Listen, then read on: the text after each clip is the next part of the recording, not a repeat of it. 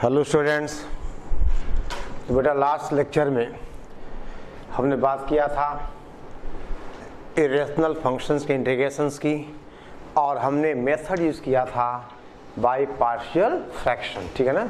और एक second case था कि अगर हमारा इंटीग्रेंड बेटा fx अपॉन x माइनस ए और मान लो x माइनस बी और फिर बेटा x माइनस सी का होल स्क्वायर, यानी अगर इफ डिनोमिनेटर कंटेन्स, ठीक है ना, रिपीटेड लीनियर फैक्टर, यानी ये लीनियर फैक्टर है और ये रिपीट हो रहा है, तो बेटा इसकी पार्शियल फ्रैक्शन आप बनाते हो तो क्या एज्यूम करते हो, a upon x minus A plus b upon x minus B, ठीक है बेटा, b upon x minus B plus c upon x minus C plus बेटा d upon x minus C का स्क्वायर, ठीक है। ऐसा आप एज्यूम करते हो।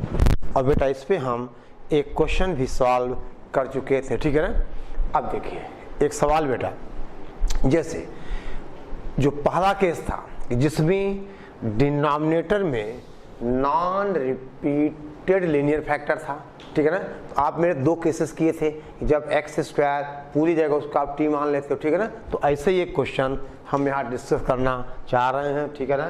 सो राइट डाउन बेटा, एक सवाल है, इवेलुएट क्वेश्चन है integral x4 minus x square plus 1, यानी x power 4 minus x square plus 1 divided by this is x square into, ठीक है ना, x square into X square plus 1 का बेटा होल स्क्वायर dx, ये सवाल है।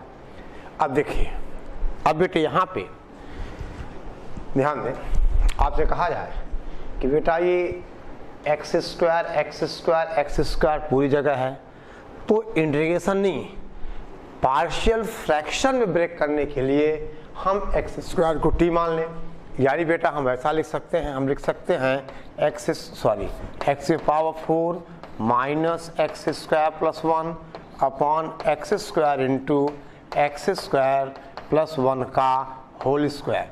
अब बेटे इसमें हम x को t माने तो बन जाएगा T square minus T plus 1 upon T और टी प्लस 1 का स्क्वायर, ठीक है ना। यानी इंटीग्रेशन नहीं कर रहे भी हम, अभी हमने बेटा इसको बना दिया पार्ट, यानी एक्स स्क्वायर को टी मान लिया। और अब बेटे अब आपसे कहा जाए here T square minus T plus 1 upon T into T plus 1 का whole square is equal to बेटा a upon T plus b upon T plus 1 plus c upon T plus 1 का बेटा होल स्क्वायर, ठीक है ना। क्योंकि यहाँ t plus 1 linear factor है और ये रिपीटेड है, तो आप क्या करोगे, a upon T plus b upon T plus 1 plus c upon T plus 1 का स्क्वायर, ठीक है बेटा। अब यहाँ से आप क्या कहोगे बेटे, देखिए दिस विल इम्प्लाइज, और वही तरीका हम ए बी सी की वैल्यू निकालेंगे, ठीक है बेटे। हम फाइंड करेंगे वैल्यूज ऑफ दिस कॉन्स्टेंट्स, यानी ए बी सी। तो क्या लिखोगे आप, that is T square minus T plus 1 is equal to बेटा ए टाइम्स, देखो एलसीएम आ जाएगा टी प्लस 1 का स्क्वायर इंटू टी, यानी ए इंटू बेटे कितना टी प्लस 1 का होल स्क्वायर, ठीक है ना, प्लस, ठीक है बेटा बी इंटू टी, ठीक है ना, T plus 1 that is B, और आपसे कहा जाए T into T plus 1 plus बेटा सी इंटू टी, ठीक है ना, सी इंटू टी, ठीक है, ये ऐसा आ गया। अब बेटे हम ध्यान दें, हमें ए बी सी निकालना है, तो बेटा t को माइनस में पुट कर दोगे तो आपको c मिल जाएगा, और फिर t को आप 0 पुट करोगे तो आपको a मिल जाएगा।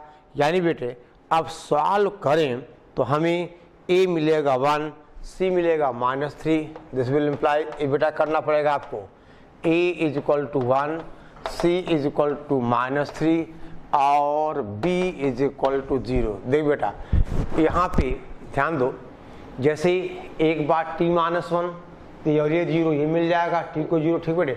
अब क्या करेंगे हम b पाने के लिए, देखो यहाँ पे क्या आएगा, यहाँ बेटा at² आएगा, यहाँ bt² आएगा, तो RHS में t² का कोफिशिएंट होगा a प्लस बी, ठीक है बेटा। RHS में t² का कोफिशिएंट होगा बेटा a प्लस बी, ठीक है ना। और LHS में कितना है, 1 है, तो आपके पास एक रिलेशन आ जाएगा a plus B is equal to 1। तो अगर a 1 है तो b कितना हो गया, 0। यानी बेटी ये हमने निकाल लिए a b c की वैल्यूज, ठीक है ना। और अब बेटा ध्यान दो, देखिए अब यहाँ पे t कितना हो जाएगा, x², ये 0 है, इतना बेटा नोट कर लो आप। अब इसका मतलब हम आपसे कहें, देख बेटे इतना आप नोट कीजिए। अब आपसे कहा जाए बेटा, देखो दिस विल इम्प्लाइज, देखें आप, integral t² minus t plus 1 upon, sorry integral आपसे कहा जाए बेटा x की power 4 integral x is the power 4 minus x² plus 1 upon x² into x² plus 1 का whole square dx is equal to, एक कितना बेटा 1 है, तो आपसे कहा जाए इंटीग्रल 1 अपॉन x² dx, ये बेटा 0 हो गया, c -3 है, -3 dx अपॉन बेटा x² प्लस 1 का होल स्क्वायर, समझ गए बेटी। 1 upon x² dx -3 upon x upon -3 dx upon x² plus 1 का स्क्वायर, यानी यहाँ हमने t क्या कर दिया, t को पुट कर दिया x², ठीक है बेटे। ये केवल उसी केस में होगा जब पूरे जगह क्या x² का फैक्टर हो, यानी आप x² को t मानो तो आपको यानी x इन्वॉल्व ना हो वगैरह वगैरह, ठीक है। और अब बेटे इसको हमें इंटीग्रेट करना होगा, तो आप क्या लिखोगे, अब बेटा आप यहाँ कुछ ऐसा लिखोगे, that is this is equal to, देखो integral x power -3 dx -3 integral dx upon x² plus 1 का बेटा होल स्क्वायर। अब इसका तो आंसर हो गया x power -3 plus 1 upon -3 plus 1 minus. अब बेटे इसको इंटीग्रेट करने के लिए हम x² को क्या मान लें, x इज इक्वल टू माने हम tan थीटा, यानी अगर x² प्लस 1 की बात है तो हम क्या करें बेटा, x is equal to tan theta. देखिए ये तो बेटा सॉल्व हो गया, और इसको हमें सॉल्व करना है, यानी क्या आ गया बेटा, हम क्या करें, dx अपॉन x² प्लस 1 का होल स्क्वायर, x को आप थीटा मान लो तो ds क्या होगा, sec² थीटा, तो dx इज इक्वल टू आपसे कहा जाए sec² थीटा और d थीटा। यानी अब ये हो जाएगा, देख बेटा ये इंटीग्रल हो जाएगा, ध्यान देना -3 हम यहाँ छोड़ दे रहे हैं, ठीक है ना। तो बेटा अब ये होगा dx का मतलब आपसे कहा जाए sec² theta d theta upon यहाँ बेटा sec की पावर 4 थीटा, यानी that is 1 upon sec² theta cos² theta, यानी 1 प्लस cos 2 थीटा अपॉन 2 और ये d थीटा, ठीक है ना, 1 प्लस cos 2 थीटा अपॉन 2, ठीक है ना। अब बेटे ये इंटीग्रेट हो जाएगा, यानी आपसे कहा जाए cos 2 थीटा का इंटीग्रल, यानी अब बेटे कितना हुआ, दैट इज हम 1 अपॉन 2 बाहर ले लें और इसका integral theta minus sine 2 theta upon 2 और थीटा की वैल्यू tan इनवर्स x, ठीक है बेटे, खत्म हो गई बात। और ये वैल्यू आप उठा के यहाँ पुट कर दो और बेटा आंसर आ गया, ठीक है ना। तो बेटे ये थोड़े से कुछ डिडक्शंस हैं, कुछ पर्टिकुलर केसेस हैं, यानी जब हम पार्शियल फ्रैक्शन की बात करते, ठीक है ना, ये कुछ डिडक्शंस हैं, ये बेटा कुछ पर्टिकुलर केसेस हैं, ठीक है, ओके। अब दे बेटे एक बात और है बेटा, कराने को तो देखो थोड़ी लंबी कैलकुलेशंस हैं और वे एडवांस के जुगाड़ का ही होगा कि कहीं पैसेज में, कंप्रहेंशन में, ठीक है ना बेटा, सवाल ये आ सकता है, ठीक है ना। अब क्वेश्चन क्या देखिए, पहले इसको आप खत्म करिए, इसको समझिए, हमने इसको टी क्यों माना, क्या कंडीशंस हैं, क्या शर्तें होनी चाहिए, ठीक है ना, वरना तो बेटा ये बहुत लंबा खिंचता, ठीक है ना, ओके। और ऐसा बेटा हमने 2 केस फर्स्ट मेथड यानी फर्स्ट केस में भी हमने किया था, ठीक है ना। अब दे बेटा देखिए केस वही है कि अगर denominator contains linear repeated factor, अगर बेटा फैक्टर जैसे मान लो यहाँ x² प्लस की पावर 2 था, अगर बेटा हाई पावर हो यानी पावर ज़्यादा हो तो क्या तरीका है, देखिए एक सवाल के लिए, सवाल के साथ ही बेटा हम समझाएंगे आपको, ठीक है ना, क्वेश्चन के साथ साथ ही बेटा आपको हम समझाने की कोशिश करेंगे, ठीक है। देखिए आपसे कहा जाए बेटा एक क्वेश्चन है कि इवेल्युएट इंटीग्रल x³ देखो इंटीग्रल x³ dx अपॉन यह बेटा x+1 की पावर 4 दैट इज x+1 की पावर 4 इंटू बेटा x-1 x+2 इंटू x-1 और x+2। अब बेटे यहाँ पे पावर 4 है, तो देखा जाए अगर आप यूजुअल तरीके से जाओगे तो a/x+1 b/x+1 का स्क्वायर c/x+1 का क्यूब d/x+1 के पावर 4 फिर e/, आप समझ रहे हो, ये बेटे काफ़ी कॉम्प्लिकेटेड होगा, ठीक है ना। देखो करने को आप कर सकते हो, ऐसा नहीं है, लेकिन कोफिशिएंट निकालने में थोड़ी दिक्कत आ सकती है। आप क्या करोगे, अगर बेटा ऐसा इंटीग्रेशन ना हो तो पार्शियल फ्रैक्शन आप कैसे बनाओगे, a/x+1 प्लस b/x+1 का स्क्वायर प्लस बेटा c/x+1 का क्यूब प्लस d/x+1 की power 4 plus e/x-1 plus f/x+2। और देख लो बेटा थोड़ी दिक्कत तो है। अब एक और तरीका है बेटा, दिक्कत तो वहाँ भी है लेकिन ये थोड़ा सा मतलब कैलकुलेशन हो सकता है कुछ कम हो जाए। चलिए ये तरीका मैं आपके लिए छोड़ता हूँ, ठीक है ना, ओके। और देख बेटे अगर ऐसा केस हो कि जब डिनोमिनेटर में कोई लीनियर फैक्टर बेटा रिपीटेड हो और x+1 की पावर 4 यानी ये डिग्री क्या इसकी ज़्यादा हो, तो बेटे हम x+1 को बेटा कुछ हम y मान लें। देखो पार्शियल फ्रैक्शन बनाने के लिए यानी बेटे इंटीग्रेशन करने के नहीं, आपसे कहा जाए कि अगर हम x³ अपॉन x+1 की पावर 4 और x-1 इंटू x+2 की बात करें और आपसे कहा जाए let to x+1 is equal to y यानी x is equal to y-1, ठीक है ना, x is equal to y-1।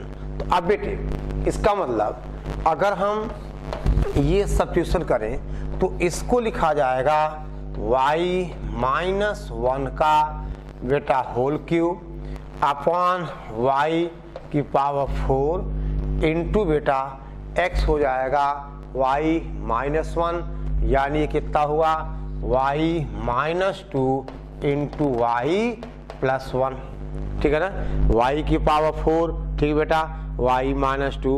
अब बेटे अब ध्यान दे आप, ये क्या हो जाएगा, देखिए बेटा अब इसको हम क्या करें 1 अपॉन, देखिए दिस इज इक्वल टू, ये बेटा हो जाएगा 1/y की पावर 4। अब देखो बेटे, अब आप y माइनस 1 का होल क्यूब अपॉन y - 2 और y प्लस 1, ठीक है ना। ये बेटे कितना हो जाएगा, ये हो जाएगा ऊपर आएगा y cube minus 3y square, यानी y cube minus 3y square plus 3y minus 1, यही आएगा। a माइनस b का होल क्यूब ओपन करोगे y क्यूब माइनस, ठीक है ना, और अपान बेटा y square minus y minus 2, y square minus y minus आपसे कहा जाए 2, ठीक है। आगे बात समझ में।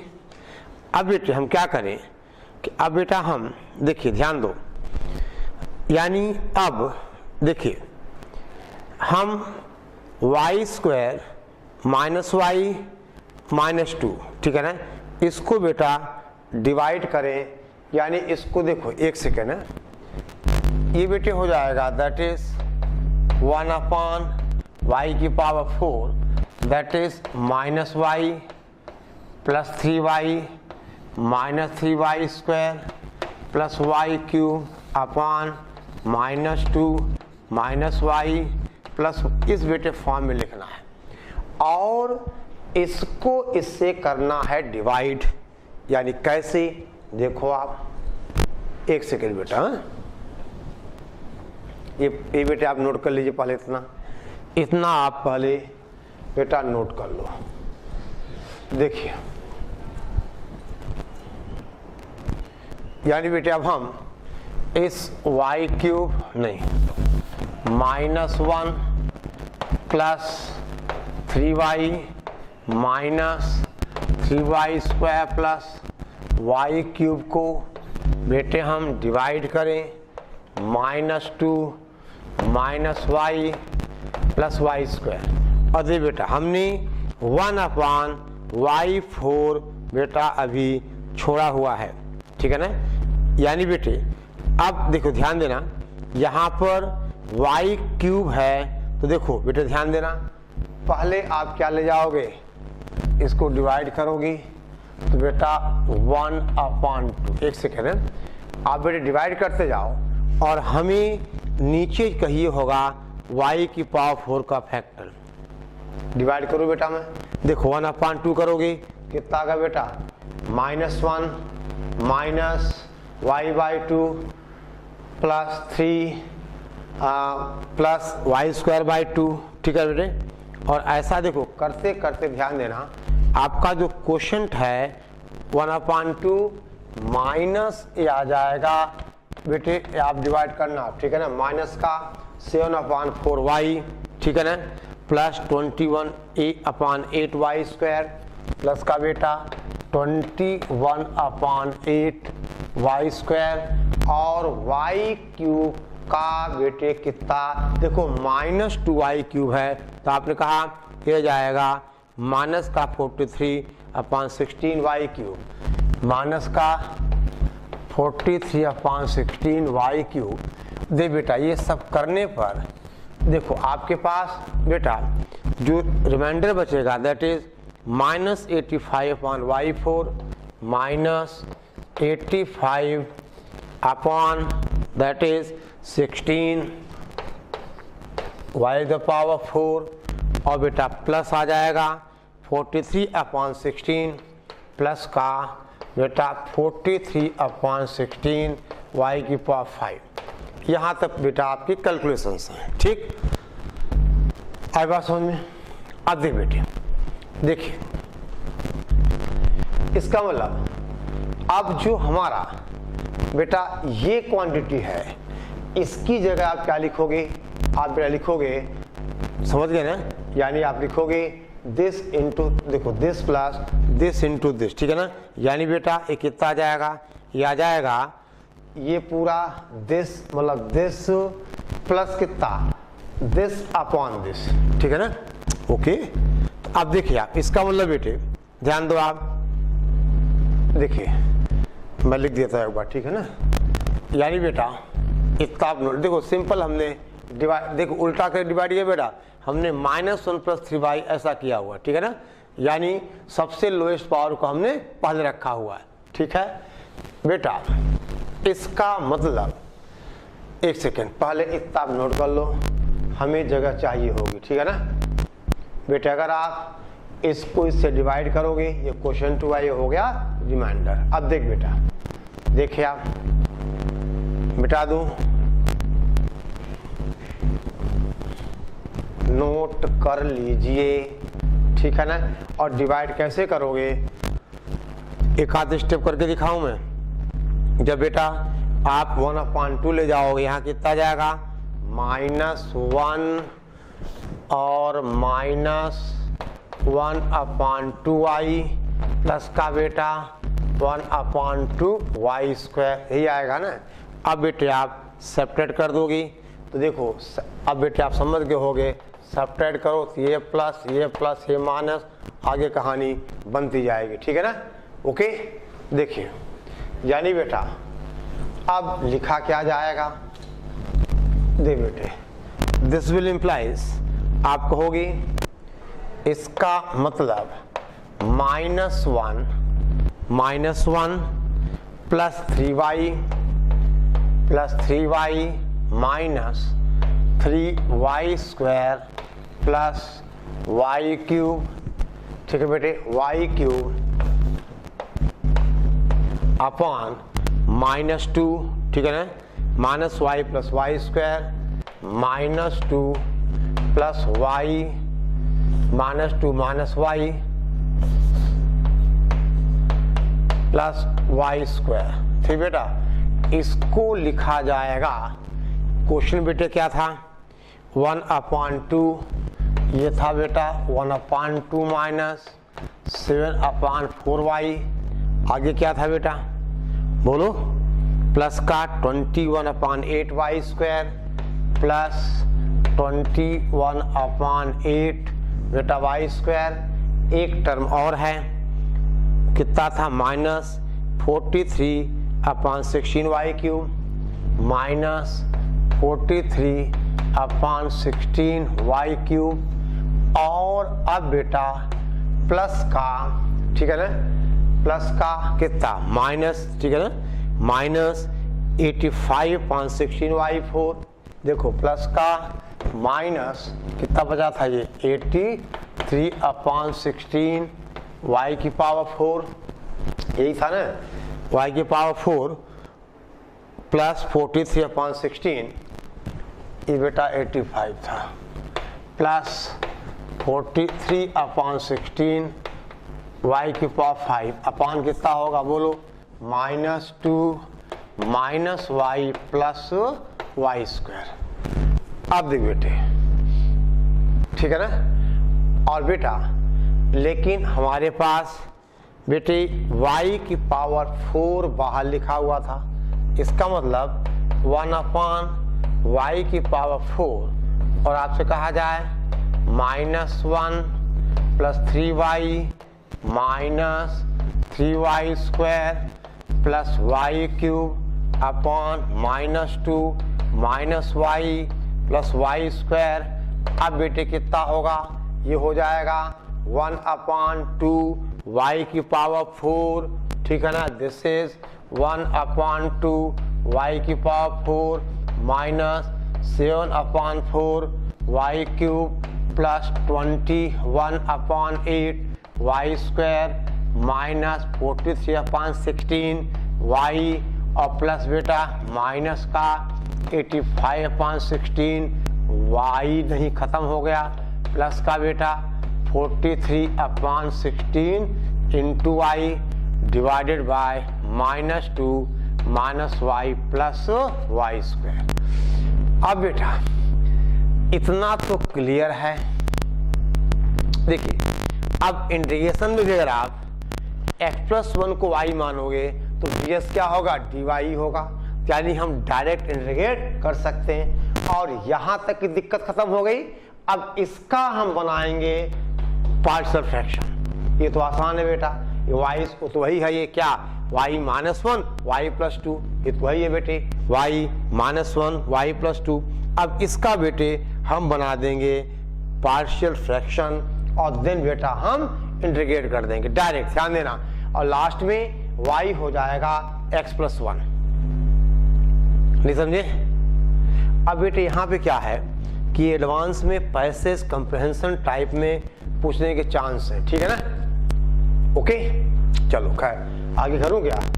अब तो बेटा इसका इंटीग्रल y की पावर -4, y की पावर -4 प्लस -4 प्लस 1, और इसकी आप बना दो क्या, पार्शियल फ्रैक्शन, या ये बेटा वही px+q अपान ax² bx प्लस c का भी जैसा चाहो अब आप इसको यहाँ भी इंटीग्रेट कर सकते हो।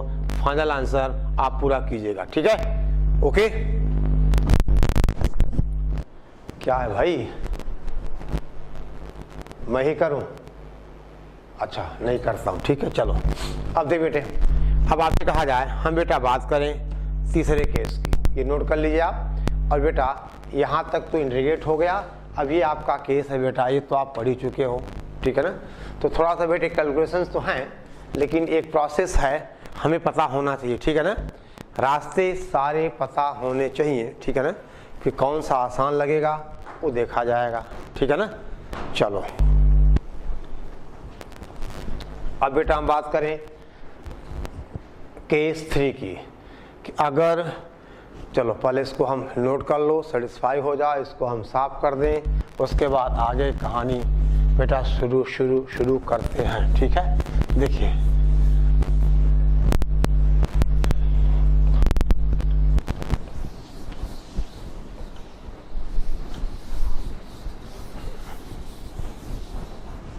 चलो ध्यान दो आप। अब बेटा आपसे कहा जाए केस 3, देखिए, if denominator contains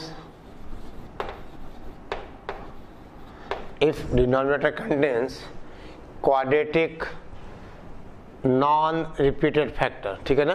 quadratic factor, ठीक है? नॉन रिपीटेड कंटेन्स, हम आपसे कहें नॉन रिपीटेड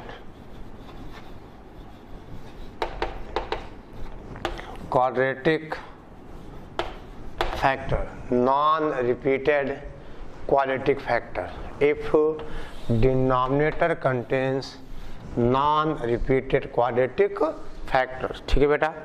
जैसे मान लो आपसे कहा जाए, देख बेटे, सपोज हमारे पास कुछ ऐसा है, हम आपसे कहें मान लो px² plus qx plus r divided by ax² plus bx plus c, और यहाँ मान लो बेटा x प्लस m है, और बेटा हम आपसे कहें x प्लस n है।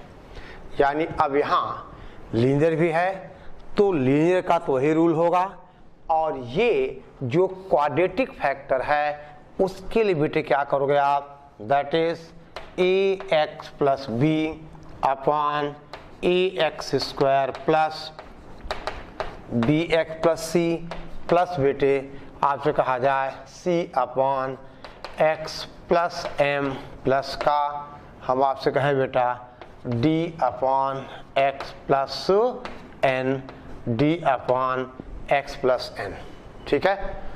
ऐसा एज्यूम करेंगे। अब फिर वही बात कि हम कोफिशिएंट्स की बेटा वैल्यू निकालेंगे, और जब वैल्यू निकल आएगी तो ये हमारा अपना पुराना फॉर्म है, ये बेटा c log x plus m, इसका d log x plus m, ठीक है?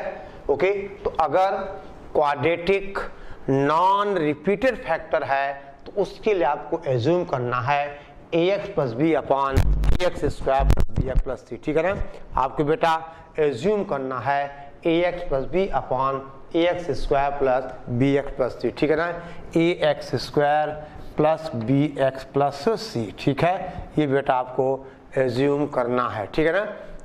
ax plus b upon this, और बाकी a upon x plus m और d upon x plus n, ठीक है? अब बेटे हम एक क्वेश्चन की बात करते हैं।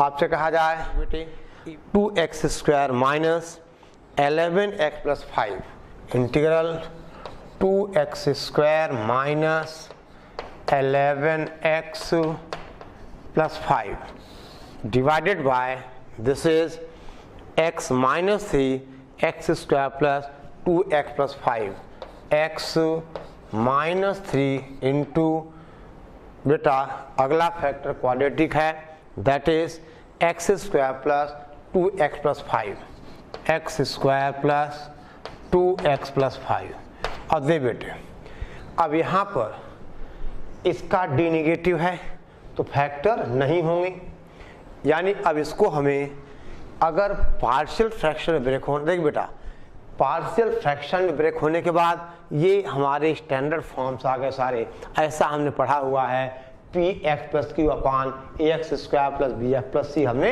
पढ़ा हुआ है, ठीक है ना। ओके अब देखो बेटा यानी हमें इसकी बनानी है बेटे पार्शियल फ्रैक्शन, यानी हम कैसे बेटा एज्यूम करेंगे, यानी पहला फैक्टर तो लीनियर है, आपसे कहा जाए इसको बेटा हमने देखिए ध्यान दो, यानी हमें इसका बेटे बनाना है partial fraction that is 2x square minus का 11x प्लस बेटा 5 divided by x minus 3 into X square plus 2x plus 5। इसको बेटा आप कहोगे this is a upon x minus 3 plus बेटा bx plus c upon X square plus 2x plus 5, ठीक है बेटा ऐसा, ठीक है। यानी लीनियर का वही रूल a अपॉन दिस, और ये फैक्टर क्वाड्रेटिक है तो क्या आ गया bx plus c upon X square plus 2x plus 5। अब बेटे हम a b c की बेटे निकालेंगे वैल्यूज, ठीक है ना, a b c की बेटा हम वैल्यूज फाइंड आउट करेंगे, ठीक है ना। वो कैसे देखो आपसे कहा जाए बेटा इसका मतलब 2x square minus 11x plus 5 is equal to a into X square plus 2x plus 5 प्लस bx प्लस c इंटू बेटा x माइनस 3, ठीक है। और अब बेटे हमें इन कांस्टेंट की वैल्यूज निकालनी है, ठीक है ना। देख बेटा तो पहली बात अगर आप x को बेटा 3 पुट करो, ठीक है ना, x is equal to 3 put किया जाए तो बेटा हमें a मिल जाएगा। देखिए हम बेटा क्या करें पुटिंग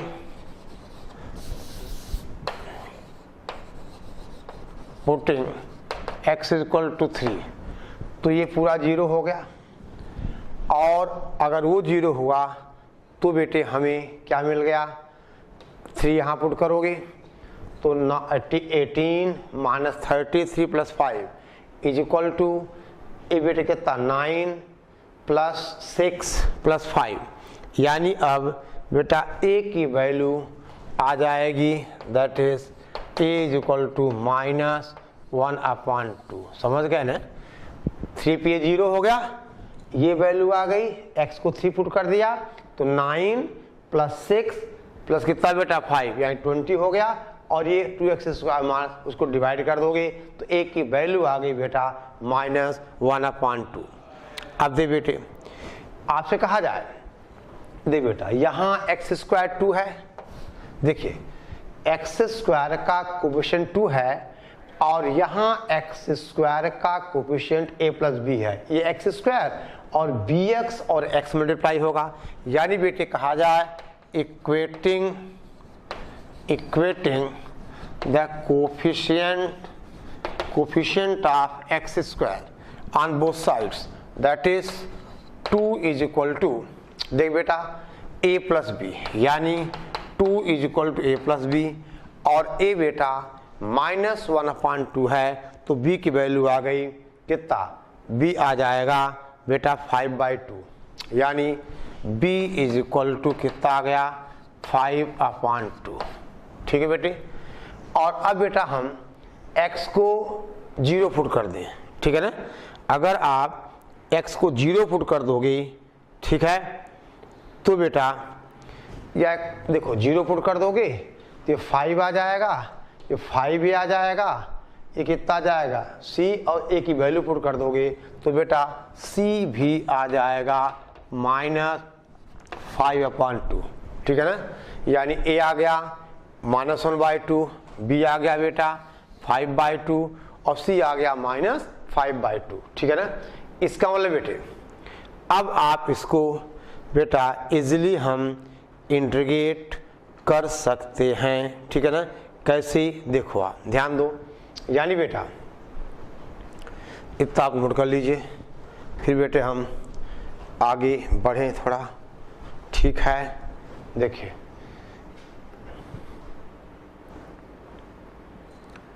a की वैल्यू बेटा चेक करना -1/2, b 5/2 और c -5/2। ठीक है, equating the coefficient of x square, ठीक है, ऑन बोथ द साइड्स। अब देखिए तीसरी बात बेटा c के लिए हम या तो देखो a और b की वैल्यू पुट कर दो, या बेटा हमने क्या किया x को 0 पुट कर दिया तो 0 हो गया, ये 0 हो गया, यहाँ 5 भी आ गया, यहाँ कुछ आ जाएगा, और a की वैल्यू पुट कर देंगे तो हमें मिल जाएगा। ठीक है बेटा, c की वैल्यू दैट इज -5/2। अब बेटे देखो इसका मतलब दिस विल इम्प्लाइज बेटा 2x² -11x + 5 upon x -3 into x² plus बेटा 2x + 5। a की वैल्यू कितनी थी, a था हमारा -1/2, यानी बेटे -1/2 इंटू x -3। b कितना था बेटा 5/2, c कितना था -5/2, यानी बेटी प्लस का 5x - 5/2 x² plus 2x plus बेटा 5। और अगर इंटीग्रेट करना है तो इंटीग्रेट कर दो। चलो हम बेटे यहीं पे इंटीग्रल साइन लगा देते हैं, ये हो गया, देखो माइनस बाहर ले लो, ये इंटीग्रल dx हो गया और ये dx हो गया, इसका तो log हो गया, और ये हमारा पुराना फॉर्म है px + q अपान ax² + bx + c। ठीक है बेटे, अब आप इसको इजिली इंटीग्रेट कर सकते हो बेटे। ठीक है ना, आप बेटा इसको इजिली इंटीग्रेट कर सकते हो। ठीक है, ओके।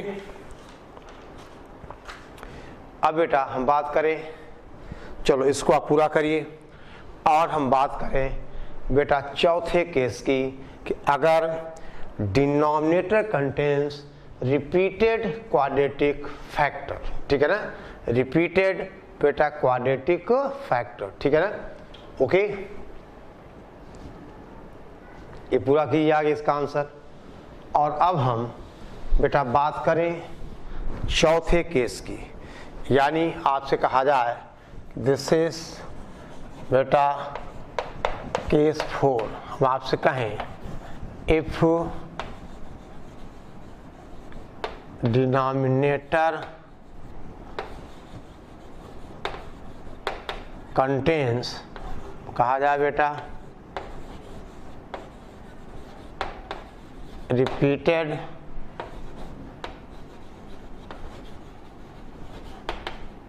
क्वाड्रेटिक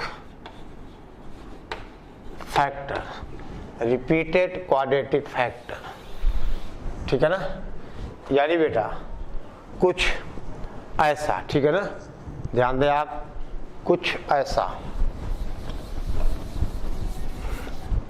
हम आपसे कहें, मान लो बेटे आपसे कहा जाए कि दैट इज, मान लो ऐसा बेटे, या हम एक क्वेश्चन की बात करें, मान लो आपसे कहा जाए बेटा dx upon this is 1 plus, देखो हम आपसे कहें कि बेटा x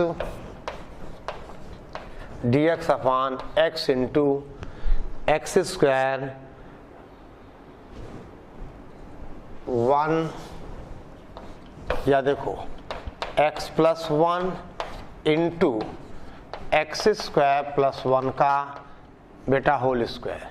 अब यहाँ बेटे क्या एज्यूम करोगी, यानी अगर पार्शियल फ्रैक्शन बनाना हो, मान लो ऐसा होता, यानी इसका बेटे बनाओगे आप a upon X plus 1 plus का B X plus C upon X square plus 1 plus बेटा C X plus D upon X square plus 1 का बेटा बोलो होल स्क्वायर। बात समझ में आ गई होगी, सी तो आ गया, यानी D X plus E upon this one. और अब बेटे हमें इन कॉन्स्टेंट्स की वैल्यूज निकालनी है, ठीक है बेटा। A upon 1 plus X plus B X plus C upon X square plus 1, यानी बेटे अगर देखा जाए तो अब बेटा क्या हो जाएगा, x इज इक्वल टू होगा a into 1 plus X square का होल स्क्वायर, a इंटू बेटे 1 प्लस एक्स स्क्वायर का whole square plus B X plus C into X plus 1 into X square plus 1 plus कितना होगा D X plus E into बेटा X plus 1। देख लो आप, B X plus C into X plus 1 plus X square और बेटा D X plus सी, ठीक है। और अब बेटे यहाँ से आपको निकालने हैं कोफिशिएंट्स, ठीक है ना, ठीक है। तो अगर बेटे हम x को -1 दें, ये 0 a मिल जाएगा।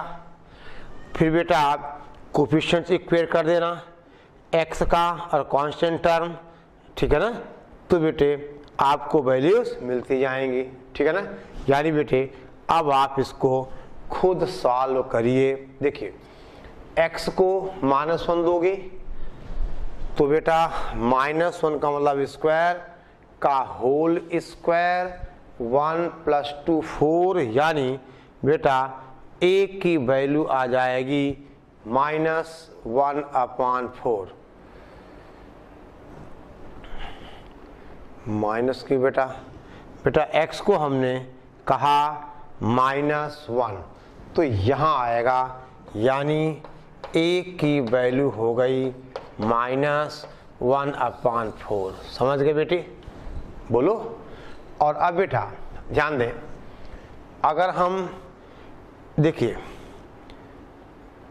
अब बेटे पूरा आप मल्टीप्लाई करके देखिए, यहाँ पे x4 का कोफिशिएंट 0 हो जाएगा, x³ का 0 हो जाएगा, x² का 0 हो जाएगा।